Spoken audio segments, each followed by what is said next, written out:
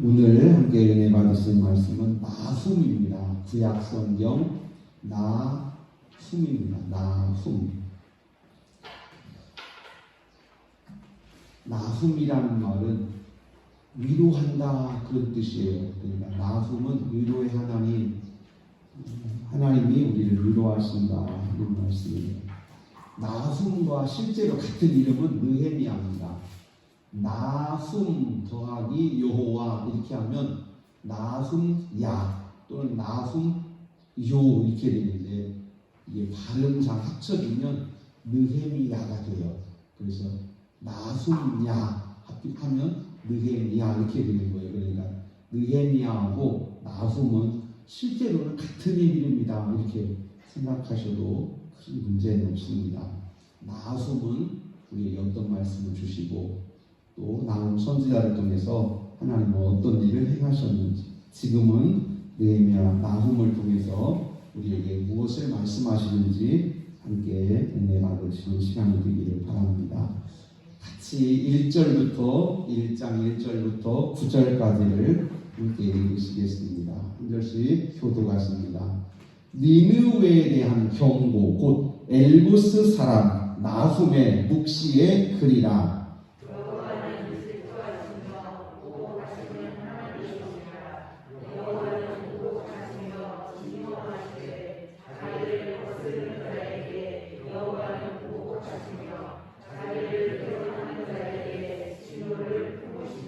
여호와는 모하기를 더디하시며 권능이 크시며 벌받을 자를 결코 내버려 두지 아니하시느니라. 여호와의 길은 회오리 바람과 광풍에 있고 구름은 그의 발에 티끌이로다.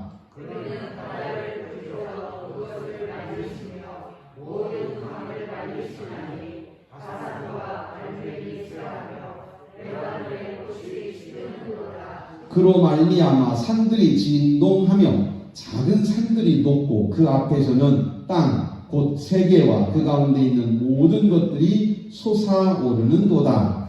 그가 능히 그의 분노와 앞에 서며 그가 능히 그의 진노를 감당하여 그의 진노가 그처럼 쏟아지니 그로 말미암아 아이들이 깨지는도다. 여호와는 선하시며 환난 날에 산성이시라. 그는 자기에게 피하는 자들을 아시느니라. 그가 범람한 물로 그곳을 진멸하시고 자기 대적들을 흑암으로 쫓아내시리라.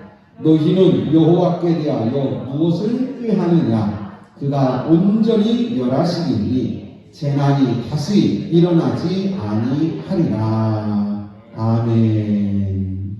구약성경 공부하기 같이 읽으시면서 나훔서를 같이 나누겠습니다. 구약성경 공부하기, 구약성경 목록, 성경 시대 구분, 사사들의 이름, 유다 왕들의 이름, 신구약 중간 세계사, 구약성경 목록, 창세기, 출애굽기, 레위기, 민수기, 신명기, 여호수아, 사사기, 룻기, 사무엘 상하, 열왕기 상하, 역대 상하, 에스라, 느헤미야, 에스더, 욥기, 시편, 잠언, 전도서, 아가서, 이사야, 예레미야, 에가, 에스겔, 다니엘, 호세아, 요엘, 아모스, 오바댜, 요나, 미가, 나훔, 하바국, 스바냐, 학계, 스가랴, 말라기. 나훔서는 소선지서에 해당됩니다. 소선지서에 미가, 나훔, 하박국, 스바냐 할 때 그 나훔입니다. 신약성경 목록 마태복음, 마가복음, 누가복음, 요한복음, 사도행전, 로마서, 고린도전후서, 갈라디아서, 에베소서, 빌립보서, 골로새서, 데살로니가 전후서, 디모데 전후서, 디도서, 빌레몬서, 히브리서, 야고보서, 베드로 전후서, 요한 1, 2, 3서, 유다서, 요한계시록. 제가 지난주에도 잠깐 말씀드렸지요. 신앙생활하면서 성경을 잃어버리면 위험한 일이 생기는데 그게 뭐냐면 신앙이 미신화됩니다. 신앙이 미신화돼요. 자기가 믿고 싶은 대로 만들어내는 거예요. 하나님의 이름은 부르는데 자기 마음대로 해요. 이런 것들이 엄청 많아요. 타락하면 타락할수록, 신앙이 타락하면 타락할수록 그런 식이에요. 우리가 잘 아시는 대로 솔로몬 이후로 예루살렘 성전 주변에 수많은 우상의 전각들이 만들어진 이유 중에 하나로 율법을 잃어버렸기 때문에, 여러분 신앙생활 하시면서 성령님과 교통하는 건 아주 중요한 일이고, 또 그에 못지않게 또 중요한 것은 성경의 말씀, 성령의 가르치심 속에 성경 말씀을 잘 배우고 또 마음에 새기고 따라가는 것입니다. 성경을 잘 배우고 따라가는 우리 성도님들 되셔서 신앙이 바르고 깨끗하고 올바르기를 주님의 이름으로 축복합니다. 성경 시대 부분입니다. 창조 시대, 족장 시대, 출애굽 광야 시대, 정복 시대, 사사 시대, 통일 왕국 시대, 분열 왕국 시대, 포로 시대, 포로 귀환 시대, 중간 시대, 복음 시대, 교회 시대. 나훔서는 빨간색 있는 분열 왕국 시대에 아몬 요시야 왕에 해당됩니다. 족장 시대, 아브라함, 이삭, 야곱, 요셉의 시대, 창세기 12장에서 50장, 욥기, 사사시대, 온니엘부터 사무엘까지 약 340년, 사사들 12분, 온니엘, 에훗, 상달, 드보라, 기드온, 돌라, 야일, 입단, 입산, 엘론, 압본, 삼손. 통일왕국 왕 세 분입니다. 사울왕, 다윗왕, 솔로몬 왕. 솔로몬 왕이 돌아가신 후에 남북으로 분리가 되어서 남쪽은 유다 344년, 북쪽은 이스라엘 208년을 지냈습니다. 북쪽 이스라엘 왕들입니다. 요로보암, 나다, 바사, 엘라, 시므리, 오므리, 아하, 아하시야, 여호람, 예후, 여호아하스, 요아스, 여로보암 2세, 스가랴, 살룸, 브나헴, 브가히야, 베가, 호세아. 남쪽 왕들입니다. 르호보암, 아비야, 아사, 여호사밧, 여호람, 아하시야, 아달랴, 요아스, 아마샤, 우시야, 요담, 아하스, 히스기야, 므낫세, 아몬, 요시야, 여호아하스, 여호야kim, 시드기야. 신구약 중간 세계사에 성경에 나오는 5제국, 이제 오늘은 아수르를 포함했습니다. 이 5개 나라, 아수르, 바벨론, 페르시아, 헬라, 로마, 이 나라를 보통 성경 안에 있는 5대 제국 이렇게 말합니다. 제국이에요. 제국이라는 말은 여러 나라를 통치하는 나라. 나라를 합쳐서 내가 다른 나라를 침략을 했으면 그 나라를 다 우리나라가 합치는 게 아니고, 이 나라는 그 나라대로 하고 이 나라는 이 나라대로 하고 다 하는데, 내 말 들어, 이렇게 여러 나라를 자기가 이렇게 통치하는, 지배하는 나라를 제국이라고 합니다. 제국. 그 제국처럼 세워졌던 나라들이 아수르, 바벨론, 페르시아, 헬라, 로마입니다. 아수르, 바벨론, 페르시아, 헬라, 로마. 오늘 우리가 읽은 이제 나훔서를, 우리가 아수르는 그렇게 큰 나라였지만 문화적으로, 종교적으로, 또는 정치적으로 큰 영향을 미치지 못했어요. 왜냐하면 워낙 짧은 시간이었기 때문에 그래요. 짧은 시간이었기 때문에. 그러나 이 아수르에게 북쪽 이스라엘이 망했습니다. 아수르에게. 그래서 이 아수르를 5대 제국에 넣었습니다. 대부분 아수르를 5대 제국에 포함을 시킵니다. 우리 한번 5개 나라만, 이름만 읽겠습니다. 아수르, 바벨론, 페르시아, 헬라, 로마. 다시요. 아수르, 바벨론, 페르시아, 헬라, 로마. 오늘 니누웨에 대한 경고랑 1절에 말씀하시는 니누웨가 어디냐면 아수르의 수도예요. 아수르의 수도, 아수르의 중심지가 니누웨입니다. 니누의 멸망에 대해서 하나님께서 나훔 선지자에게 말씀하셨고 실제로 이 니누의 멸망이 일어났습니다. 아수르, 바벨론, 페르시아, 헬라, 로마 지역을 지도로 보시면 거의 같은 지역을 계속 잡고 있습니다. 아수르는 가운데 보시면 약간 청색이 있는 그 부분이 아수르의 초기입니다. 초기. 그리고 아수르 후기에는 하얀색 있는 데까지 약간 하얗게 보이는 데까지 아수르가 여러 나라를 다 저렇게 다스렸어요. 그러니까 아수르도 결코 작은 나라는 아니었습니다. 아수르가 멸망하기 직전에 나훔 선지자가 예언한 말씀이에요. 아수르 다음에는 바벨론이지요. 바벨론 그림도 보시면 바로 위하고 겹쳐서 이렇게 왔다 갔다 한번 해보세요. 그러면 거의 비슷해요. 아수르를 바벨론이 무너뜨렸어요. 그리고 바벨론이 아수르가 가지고 있던 땅들을 거의 다 또 자기가 잡았습니다. 아수르, 바벨론. 바벨론의 수도는 바벨로니아예요. 아수르의 수도는 니느웨. 페르시아 보겠습니다. 페르시아가 이제 바벨론을 무너뜨리고 페르시아가 패권을 잡았는데 그 페르시아도 또 바벨론이 가지고 있던 땅을 다 가졌고 거기보다 더 많이 가졌어요. 그러니까 실제로 땅 크기는 페르시아가 제일 컸습니다. 페르시아가 아주 큰 나라를 가졌어요. 페르시아의 수도는 몇 개가 있습니다. 여기는 왕들이요. 여름 왕궁, 겨울 왕궁이 따로따로 있었는데 우리가 느헤미야에서 보면 수산궁이 나오는데 수산궁이 수도였기도 하고요. 또는 엑바타나라고 하는데도 페르시아의 수도이기도 했습니다. 그래서 페르시아는 엑바타나 또는 수산궁을 중심으로 정치를 했습니다. 그 다음이 이제 헬라입니다. 알렉산더가 장악했던 알렉산더는요, 이 땅을 불과 20살 때부터 시작해가지고 33살까지 전쟁에서 이 땅을 뺏어서 13년 걸렸습니다. 이 땅 전쟁에서 밟고 다니는데 13년 집에서 나와서 집에도 못 들어가고 죽었어요. 전쟁만 시작해서 전쟁터에서 죽었습니다. 알렉산더 왕이에요. 그 왼쪽 끝에 빨간 점이 보이시죠? 저 점이 로마입니다. 빨간 지중해 한가운데 있는 빨간 저 점이 로마예요.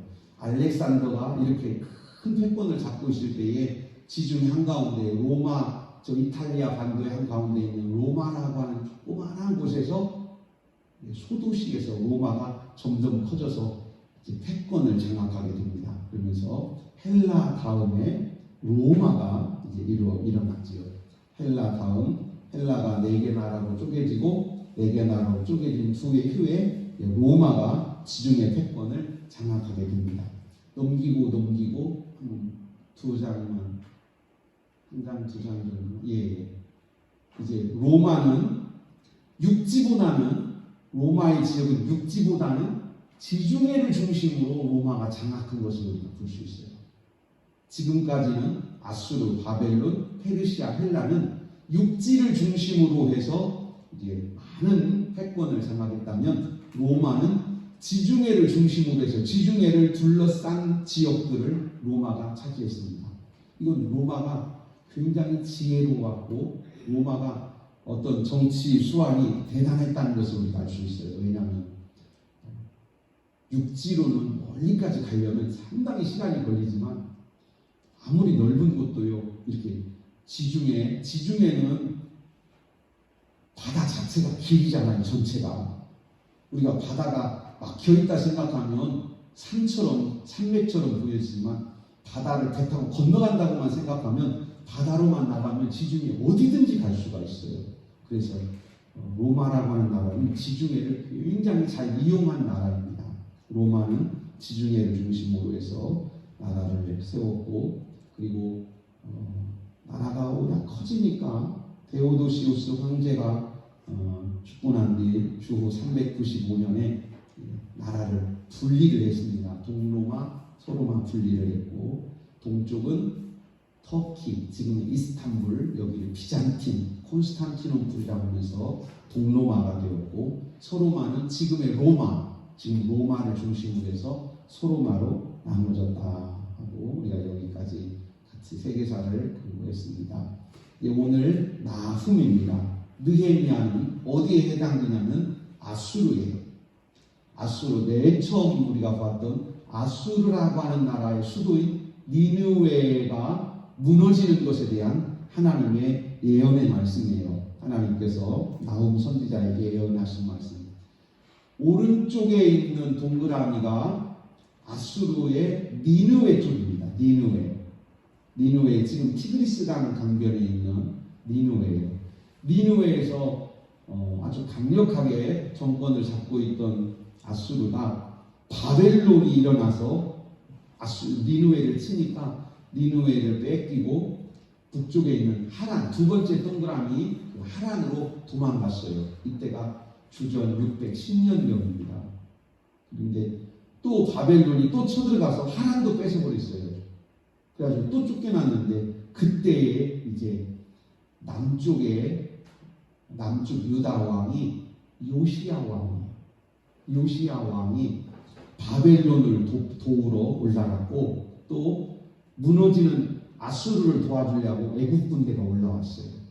그래서 갈그미스에서 애국 군대와 요시야 왕의 군대가 주전 609년에 싸움을 하고 요시야 왕이 그때 거기서 죽습니다. 젊은 왕이었는데 그때 거기서 죽고 아수르는 그때 망하고 바벨론이 이제 패권을 장악하기 시작하고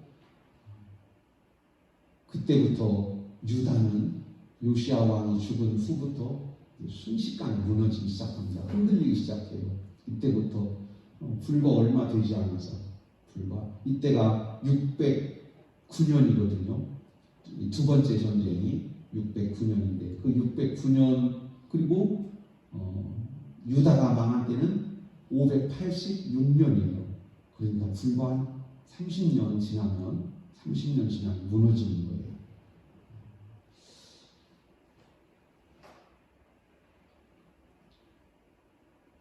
이 무너지는 일들은 다시 한번 자세하게 전쟁 이야기를 해볼 수 있는 시간이 있으면 좋겠습니다. 이제 나훔서를 같이 나눠보겠습니다. 나훔서는 아주 짧아요. 나훔서는 분열 왕국 시대에 남쪽에 아문 요시야 왕 때에 해당되는 말씀이고요. 나훔서는 위로하시는 하나님, 위로의 하나님이 주제입니다. 아수르 멸망 시기입니다. 시기로는 나훔서 1장 1절에 니느웨에 대한 경고 곧 엘고스 사람 나훔의 묵시의 글이라. 나훔 선지자에게 임한 아수르 멸망에 대한 예언의 말씀입니다. 나훔서는 3장으로 되어 있습니다. 1장 심판하시는 하나님 같이 읽습니다. 심판하시는 하나님. 2장 니느웨의 멸망. 3장 거역하면 망하리라. 니느웨에 전도하는 분이 한 분 계시지요. 그분이 누구시지요? 요나 선지자. 요나 선지자는 나훔 선지자보다 한 150년, 길게는 150년, 한 130년 정도 전에 가셨던 분이에요. 요나 선지자와 나훔 선지자는 한 130년에서 150년 정도 차이가 있어요. 요나 선지자도 니느웨에 가서 전도했고 나훔 선지자도 니느웨에 대해서 말씀을 전했습니다. 요나 선지자도 니느웨에 가서 말씀을 전했는데 그때는 회개하고 니느웨가 회개하고 하나님 앞에 돌아왔는데 시간이 지나면서 또다시 우상에 빠지고 하나님을 거역하면서 아수르가 멸망하게 됩니다. 1번 심판하시는 하나님, 공의를 행하시는 하나님, 가 교만한 자를 멸하신다. 나 회개하는 자는 구원하신다. 이것이 공의예요. 하나님은 진노하시는 하나님, 보복하시는 하나님이 나훔서의 하나님의 성품이에요. 그런데 그 속에서 하나님은 무엇을 말씀하시냐면 나는 공의를 행한다. 나는 죄 없는 자를 멸망하거나 또 죄 없는 자를 짓밟지 않으신다. 그러나 반드시 내는 교만한 자를 칠 것이며 회개하는 자를 내가 반드시 살린다. 이 말씀이 공의입니다. 공의. 같이 1장 같이 1절, 2절부터 4절, 11절, 13절에서 15절 같이 한번 읽으시겠습니다. 여호와는 질투하시며 보복하시는 하나님이시라. 여호와는 보복하시며 진노하시되 자기를 거스르는 자에게 여호와는 보복하시며 자기를 대적하는 자에게 진노를 품으시며. 여러분 2절을 여기 보시면 지금까지 우리가 만나보지 못했던 하나님의 성품을 보게 돼요. 여러 번에 걸쳐서 질투, 보복, 진노, 보복, 진노 이 말씀을 계속하세요. 하나님은 질투하신다. 하나님은 보복하신다. 하나님은 진노하신다. 누구에게 대하여? 하나님이 그렇게 말씀하셔도 듣지 않는 자에 대하여. 우상 숭배하는 자. 천지를 지으신 하나님이 주인이신데 하나님을 버리고 우상을 주인이라고 섬기는 자에게 하나님은 질투하신다. 10계명 제2계명에 나 여호와는 질투하는 여호와니 나를 사랑하지 않고 우상을 섬기는 자는 내가 반드시 질투한다. 진노한다. 이렇게 말씀하셨습니다. 질투하시고 진노하시고 보복하시는 하나님. 3절입니다. 여호와는 노하기를 더디하시며 권능이 크시며 벌받을 자를 결코 내버려 두지 아니하시느니라. 여호와의 길은 회오리 바람과 광풍에 있고 그의 구름은 그의 발에 티끌이로다. 그는 바다를 꾸짖어 그것을 말리시며 모든 강을 말리시나니 바산과 갈멜이 쇠하며 레바논의 꽃이 시드는도다. 아멘. 11절입니다. 여호와께 악을 꾀하는 한 사람이 너희 중에서 나와서 사악한 것을 권하는도다. 13절이요. 이제 네게 지은 그 멍에를 내가 깨뜨리고 네 결박을 끊으리라. 아멘. 여기는 유다에 대해서 하시는 말씀이에요. 유다야, 너는 걱정하지 마. 내가 너는 반드시 지켜준다. 아수르를 깨뜨리고 내가 너를 지켜줄 거예요. 그러니까 유다, 너는 걱정하지 마. 지금 나훔서 1장에는 두 가지 말씀이 있어요. 하나는 니느웨에 대해서 너는 반드시 내가 멸한다. 또 두 번째, 유다에 대해서는 유다야, 너는 걱정하지 마라. 내가 너를 반드시 지켜준다. 아수르를 끊어버리고 내가 너를 반드시 지켜줄 것이다. 여기에 나훔서에 두 가지 말씀이 있다는 거예요. 하나는 범죄하는 자에게 난 반드시 심판한다. 또 유다 백성에게는 내가 반드시 너를 지켜준다. 이제 네게 지은 그의 명이 아수르입니다. 아수르의 멍에를 내가 깨뜨리고 네 결박, 너를 묶어놓은 것을 내가 반드시 풀어줄 것이다. 너를 내가 반드시 풀어준다. 오늘 우리에게도 또 동일한 말씀이세요. 그러니까 우리가 하나님 앞에 거역하면 우리도 질투하시는 하나님의 진노를 받게 되지만 우리가 하나님을 의지하면 하나님은 우리를 지키시고 보호하시고 우리를 모든 환난에서 끊어 자유케 하시는 줄로 믿습니다. 2장입니다. 2장 니느웨의 멸망에 대해서 말씀하세요. 같이 읽습니다. 파괴하는 자가 너를 치러 올라왔나니 너는 산성을 지키며 길을 파수하며 네 허리를 견고히 묶고 네 힘을 크게 굳게 할지어다. 여호와께서 야곱의 영광을 회복하시되 이스라엘의 영광 같게 하시나니 이는 약찰자들이 약탈하였고 또 그들의 포도나무 가지를 없이 하였습니다. 강들의 수문이 열리고 왕궁이 소멸되며 정한 대로 왕후가 벌거벗은 몸으로 끌려가니 그 모든 시녀들이 가슴을 치며 비둘기같이 슬피 우는도다. 만군의 여호와의 말씀에 내가 네 대적이 되어 네 병거들을 불살라 연기가 되게 하고 네 젊은 사자들을 칼로 멸할 것이며 내가 또 네 노략한 것을 땅에서 끊으리니 네 파견자의 목소리가 다시는 들리지 아니하리라 하셨느니라. 아멘. 2장 전체의 내용이요. 내가 아수르는 반드시 멸망시킨다. 아수르가요, 티그리스강 옆에, 강 옆에 큰 성을 제가 그림을, 성 사진을, 그림을 제가 깜빡 빼먹었는데, 니느웨 성이요, 성벽 높이가 30m예요. 100피트로 되어 있어요. 100피트. 30m고요. 그 옆에 성을 둘러싸고 성 길이가 보통 폭이 1km에서 2km 반, 3km 정도까지 성의 폭이 되고 길이가 한 4km에서 5km 정도 되는 큰 성이에요. 바다. 그 강으로 둘러싸여 있어요. 그리고 이 성을 둘러싸고 큰 해자라고 그러죠. 해자. 호수를 둘렀습니다. 성벽 밖으로. 그런데 그 호수 깊이가 10m예요. 그러니까 성 높이는 30m고 그 성 밖에 10m짜리 깊이의 호수가 성을 둘러싸고 저기 들어올 수가 없어요. 저기. 그런데 2장에서 말씀하신 것처럼 홍수가 어마어마한 홍수가 나가지고 성벽이 무너져 버렸어요. 니느웨에서 즉 나홈서에서 악한 하나님을 거역하는 자들에게 하나님은 이렇게 말씀하시는 거예요. 네가 성벽을 의지하면 넌 성벽 때문에 망할 것이고 강이 너를 지켜줄 것이라고 망하면 강 때문에 망할 것이다. 니느웨 백성들에게 하나님 하시는 말씀이에요.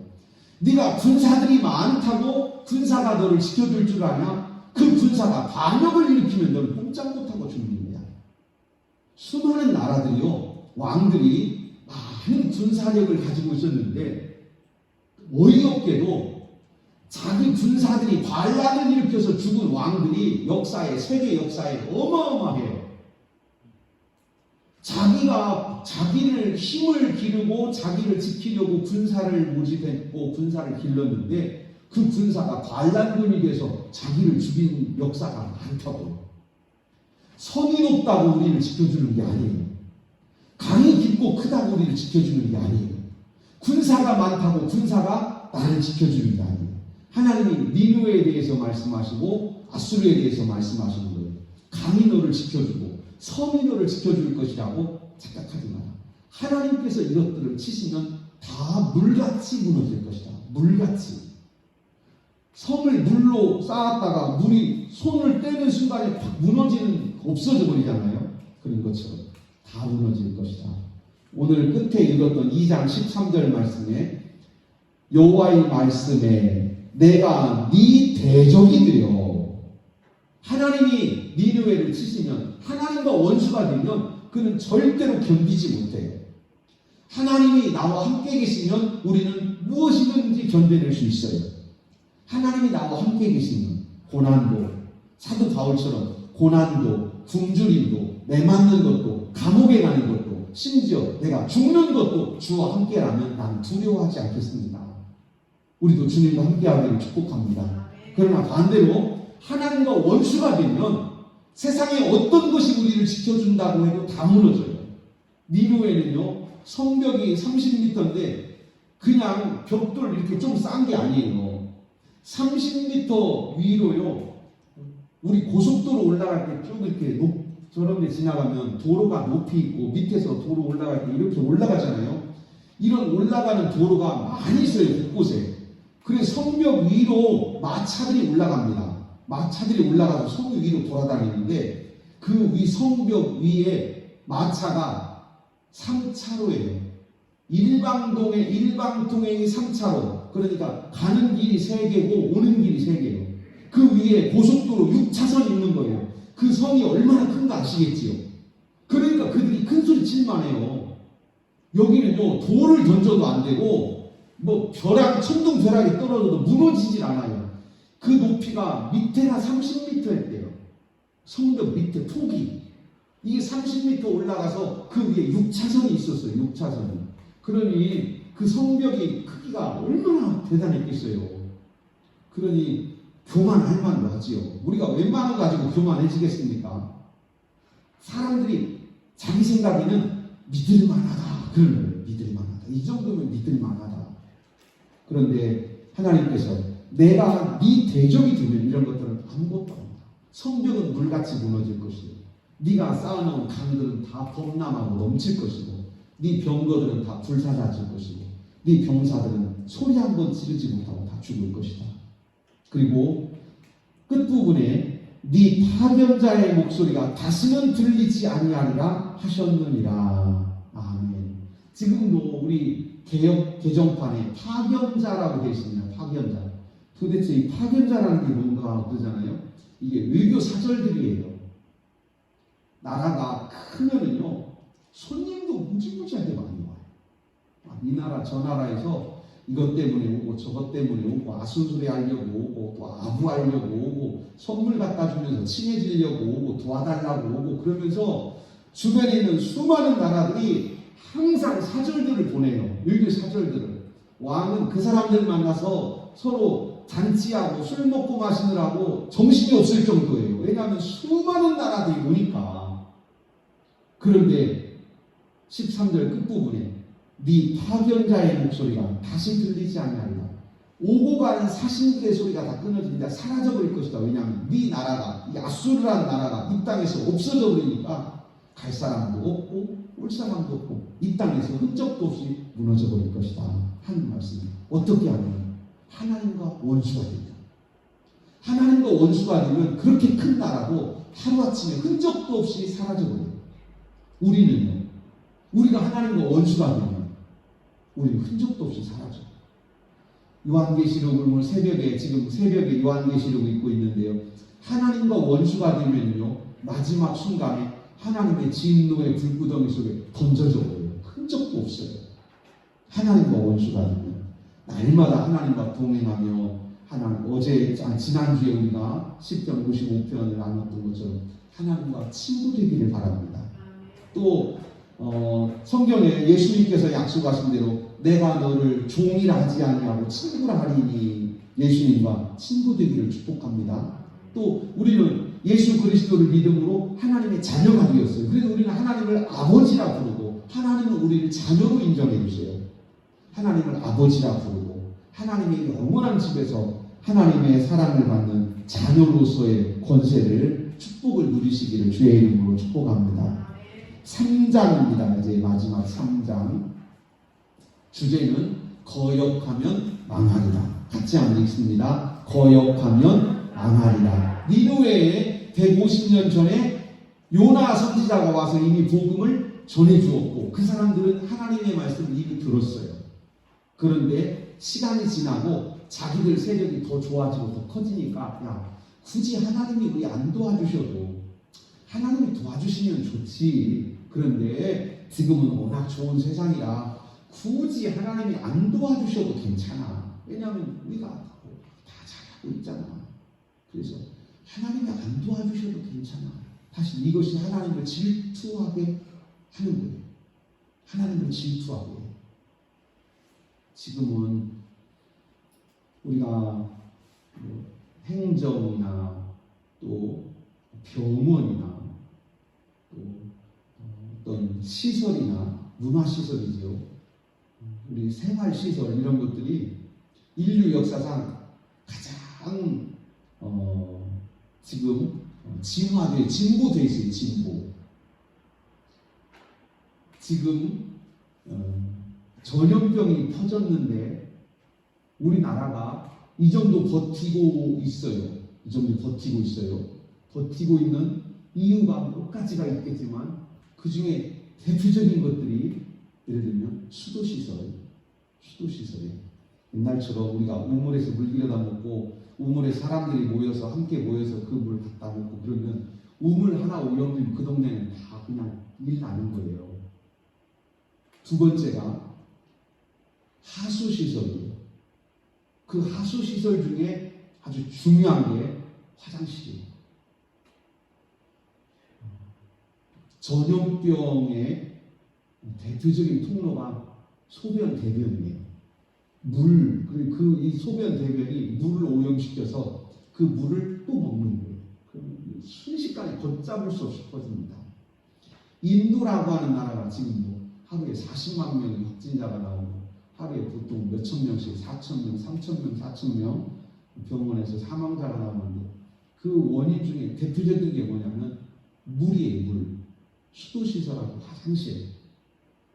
우리는 정말 좋은 지금 우리나라처럼 이 정도 시설을 가진 나라가 그렇게 세상에 많지 않아요. 지금 우리 동네 시골 동네까지 다 수도가 와 있잖아요. 만약에 수도가 없으면 우리도 우물물을 먹어야 되는데 우물물이 우리가 생각하는 것보다 많이 오염돼 있어요. 무엇 때문이냐면 우리가 사용하고 있는 물이 오염된 물이 다시 식수가 되고 그 식수가 오염된 것을 우리가 또 먹고 또 오염된 것을 배출을 하면 다시 그것이 우리가 또 보고 원래 물이요 땅 1m를 파고 들어갈 때 이렇게 스며드는 거죠. 스며들어가서 1m씩 내려가는데 보통 그냥 평균적으로 1년을 잡습니다. 1년. 물 한 방울이 흙을 1m씩 통과해내라는데 1년 걸린대요. 1년. 그래서 우리가 보통 30m 밑에서 물을 퍼 올리면 그 물은 30년 동안 스며들어 내려가서 한 방울 우리가 올려 먹는 거예요. 그런데 우리가 수도를 뚫고 우물을 뚫고 해서 물을 먹어요. 그때 거기를 얼마나 잘 관리해야 되는지 아시겠지요? 수도를 파이프를 뚫어가지고 수돗물을 낸 물을 올리는데 나중에 사용하지 않을 때 이 여기를 깨끗이 물이 오염된 물이 내려가지 못하게 철저하게 이걸 잘 막아야 돼요. 이걸 방치하면 어떻게 되냐면 물이 수십 년 동안 정화되면서 땅을 통과해서 내려가야 되는 물이 오염된 물이 하루아침에 저 지하수까지 쏟아져 내려가거든요. 우리는 그걸 먹어요. 우리는 그렇게 수없이 우리 스스로 오염시키고 있어요. 그래서 정부에서 지금 지하수를 굉장히 중요하게 관리하고 있어요. 얼마 전까지만 해도 몇 년 전까지만 해도요 우물을 뚫는 거 막는 거 이거 정부에서 관심도 안 줬어요. 정말로 중요한 건데 정말 중요합니다. 우물을 폐봉시키는 게 뚫는 것보다 더 어려워요. 더 조심해야 돼요. 그런데 우리가 이렇게 기술이 발전하고 문화가 진보하면서 우리 스스로 생각하는 게 있어요. 좋다. 참 좋다. 좋아요. 그냥 제가 지난주에 일부 예배 끝나고 이렇게 나갔다가 젊은 분들이 차를 좀 더 멀리 좀 댔으면 좋겠다 그런 생각을 하다가 도대체 차가 왜 이렇게 많이 오나 그래가지고 제가 대충 숫자를 한번 세봤어요. 그랬더니 한 집에 어떤 집은 차를 4대씩 가지고 와요. 한 집에서 차를 4대를 가지고 와. 그러면 제가 지금 우리가 그런 형편이라고요. 한 집에 차가 4대가 있다고 이 시골 동네에. 그러면 우리는 무슨 생각을 해요? 아유 그냥 살만해요. 그치요? 여러분 안 살만해요? 살만해요. 정말로. 이게 무엇을 말하냐면 하나님 앞에 우리의 삶을 의지하고 의탁하는 것이 자꾸 줄어들어요. 우리 마음속으로 무슨 일이 생기냐면 무슨 일이 벌어지냐면 이런 일은 하나님이 굳이 안 도와주셔도 괜찮아. 감기 괜찮아. 이건 이 정도는 기도 안 해도 돼. 그냥 약국에 가서 약 사 먹고 그냥 병원에 가서 주사 한 대 맞아. 굳이 감기 걸린 것 때문에 금식 기도하고 감기 걸린 것 때문에 하나님 앞에 울면서 기도하고 병 고쳐달라고 그럴 필요 없어. 지금은 그 정도는 기도 안 해도 돼. 그냥 가서 약 먹어. 그러면서 우리가 하나님을 의지했던 것이 점점 하나님과 멀어지는 거예요. 부모님 입장에서 한번 생각해 보세요. 자녀들이 자기가 이제 클 만큼 컸다고 보통 애들이 그러거든요. 무슨 일 있으면 부모님한테 말씀을 안 드려요. 너 왜 엄마한테 얘기 안 했어? 너 왜 아빠한테 이거 얘기 안 해? 이 정도는 이제 내가 하려고요. 그래? 이제 컸다 이거지요. 그러면서 말을 안 해. 부모님은요. 물론 다 컸으니까 그렇다고 해요. 컸으니까 다 컸구나. 지가 하는구나. 이런 생각도 하지만 무슨 생각이 드냐면 나하고 멀어지는구나. 멀어지는구나. 우리가 크고 작은 일에 대해서 하나님 앞에 기도하고 크고 작은 일에 대해서 하나님 앞에 도움을 청하고 하나님 앞에 의견을 구하고 하나님 어떻게 해요? 지혜를 구하고 이러던 우리가 이제 점점 기도할 필요성이 없어지고 하나님의 도우심에 대한 절박감이 자꾸 없어지는 거예요. 그러면서 우리는 이렇게 돼요. 니느웨처럼 됩니다. 니느웨가 또는 이스라엘 백성들이 날짜 정해놓고 이때까지는 하나님 믿고 이때까지는 기도하고 이 뒤로부터는 기도하지 맙시다. 이때까지는 하나님 잘 섬기고 이때부터는 하나님하고 좀 멀어져도 됩니다. 이런 걸 정해놓은 게 아니에요. 점점 자기들이 바라고 믿고 또 자기들이 갖추고 이런 것들이 점점 자기를 보호할 수 있다. 이 정도면 됐다. 이러면서 자기 스스로가 자기를 보호하고 자기 스스로가 자기의 주인이 돼가는 과정 속에서 하나님과 멀어지는 거예요. 우리도 그렇습니다. 그러나 주님은 우리에게 늘 말씀하세요. 나는 너의 창조주다. 난 너의 주인이다. 하나님은 우리 주인이세요. 그러므로 우리가 하나님과 절대로 멀어져서는 안 됩니다. 어떻게 해야 됩니까?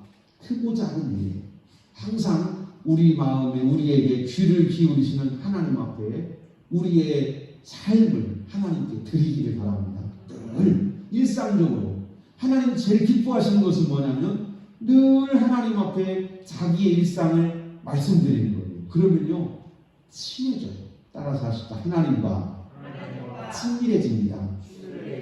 크고 작은 일에 대해서 끊임없이 하나님께 말씀드리기를 바랍니다. 그리고 하나님께 지혜를 구하세요. 하나님 이것은 어떻게 해요? 하나님 저것은 어떻게 해요? 그럴 때에 하나님과 우리가 친밀해집니다. 친밀해지지 않은 결과로 상장이 벌어졌습니다. 나ಹು서 3장 같이 읽겠습니다. 같이 읽어갑니다. 화 있을진저 피의 성이여 그 안에는 거짓이 가득하고 포악이 가득하며 탈취가 떠나지 아니하는도다. 휙휙하는 채찍 소리, 윙윙하는 경고 바퀴 소리, 뛰는 말, 달리는 경고, 충돌하는 기병, 번쩍이는 칼, 번개 같은 창, 죽임당한 자의 때, 죽음의 큰 무더기, 무수한 시체여 사람이 그 시체에 걸려 넘어지니. 아멘. 여기 지금 1절, 2절, 3절이 뭐냐면 니느웨 사람들이 지금까지 믿고 의지하는 것들이에요. 우리요 이런 거 많아요. 이제 군사 많고 돈 많고요. 이제 부러울 게 없어요. 더 이상 뭐 아쉬울 게 없어요. 이러니 가득 찹니다. 이게 뭐 군사들이 가득하고요. 병기들이 가득하고 또 수많은 나라에서 돈 가져오고 와서 물건 사가고 교역이 활발하고 지금 아쉬울 게 하나도 없는 거예요. 그러다 보니까 결국은 하나님과 원수가 됩니다. 4절입니다. 이는 마술에 능한 미모의 음녀가 많은 음행을 행함이라. 그가 그의 음행으로 여러 나라를 미혹하고 그의 마술로 여러 족속을 미혹하느니라. 아멘. 그럼 옆에 나라가 같이 배워요. 이 대표적인 배운 사람이 아수르에게 배운 사람이 누구냐면요 북쪽 이스라엘이에요. 북쪽 이스라엘은 아수르하고 좀 친했어요. 그러다가 말 안 들으니까 쳐버린 거예요. 예를 들면 누구하고 친하냐? 우리나라는 미국하고 친하잖아요. 그 미국을 따라가요. 미국의 대표적인 제도가 뭐예요? 민주주의. 미국의 대표적인 경제 제도가 자본주의. 그래서 우리도 민주주의를 배웠고 자본주의를 배웠어요. 민주화가 최고예요. 그래서 미국 하는 대로 해요. 남자가 남자하고 결혼한다고 미국에서 그러니까 우리도 하자. 미국이 하면 우리는 그게 전부 다 최고 좋은 것인 줄 알아. 약도 미국 거 먹어야 되고, 물도 미국 거 먹고, 빵도 미국 거 먹고, 쌀도 미국 거 먹고, 오렌지도 미국 거 먹고. 하여튼 미국 거면 뭐든지 다 좋아. 심지어는 옛날에, 지금은 그래도 우리나라 이제 기술도 많이 좋아졌잖아요. 벤치라고 해요. 드라이버, 망치 이런 것도 철물점에 가면 지금은 우리나라에서 다 좋은 연장들 만들잖아요. 가면 국산 샀다가 이거 말고 밑이 없어요? 밑이 바꿔달라고 해요. 그냥 몇 번 때리면 무너지고 쓰다 보면 그냥 흔들리고. 그러니까 우리는 그게 최고였어요. 최고. 이때 당시는 뭐냐면 아수르가 최고였어요. 왜냐하면 아수르가 자기가 자기를 최고 높여놓으니까 이 아수르하고 교역을 하는 수많은 나라들도 다 거기에 물들어 버렸어요. 미국이란 나라는 예배를 중심으로 일어난 나라였어요. 믿음을 중심으로 일어난 나라예요. 심지어 그 사람들은 미국으로 처음 청교도가 이사 갔을 때에 맨 처음 만든 게 교회였고요. 맨 처음 만든 게 학교였어요. 근데 지금은요, 학교에서 기도 못하게 해요. 학교에서 기도하면 선생님 고발됩니다. 1960년대까지만 해도 매주 예배를, 아니 하루 이제 월요일 시작하기 전에 예배를 하고 모든 학교가 예배를 하고 시작했고요. 수업을 시작할 때 선생님들이 기도하고 수업을 시작했어요. 학교에서 그랬다. 일반 공립 학교에서요. 지금은요 못해요. 국회에서는요, 국회 개원하고 국회가 처음 열을 때는요 항상 예배를 하고 시작했어요. 근데 지금은요, 지금은 안 해요. 지금 뭐 하는 줄 아세요? 지금도 국회가 새로 구성돼가지고 이렇게 할 때에 그 사람들 행사합니다. 행사하는데 뭐 하냐면 노래 부르고, 형식은 남아있어요. 왜냐하면 예배하던, 우리말로 예배하던 가락은 남아있어요. 근데 예배는 안 해요. 근데 예배는 안 하니까 뭐 하지? 생각하니까 뭔가 하긴 해야 되겠는데 심심하니까 해요. 그래서 뭐냐면 가수들을 불러다가 노래하라고 그러고, 또 시인들 불러다가 시인 낭송하고, 또 뭐 연주하는 사람들 불러다가 음악을 연주하고, 이러면서 국회를 시작해요.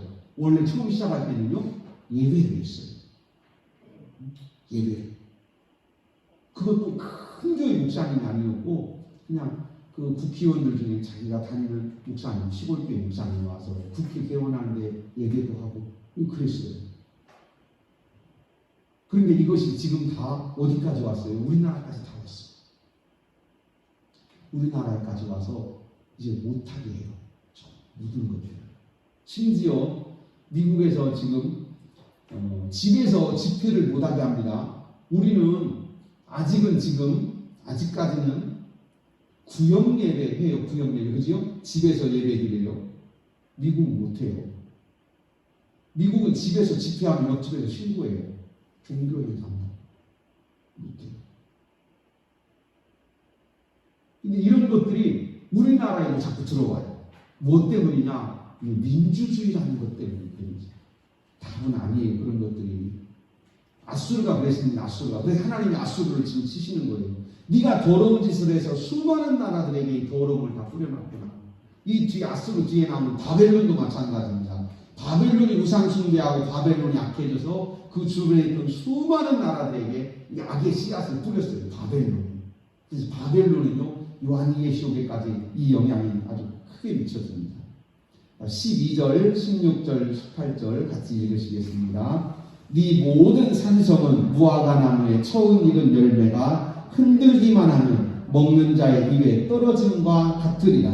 네가 네 상인을 하늘의 별보다 많게 하였으나 느치가 날개를 펴서 날아감과 같고, 네 백성은 메뚜기 같고 너의 장수들은 큰 메뚜기 떼가 겨울날에 울타리에 깃들였다가 해가 뜨면 날아감 같으니 그 있는 곳을 알 수 없도다. 아수르 왕이여, 네 목자가 자고 네 귀족은 누워 쉬며 네 백성은 산들에 흩어지나 그들을 모을 사람이 없도다. 아멘. 죽고 흩어지고 망하니 다시는 나라가 세워지지 못할 것이다.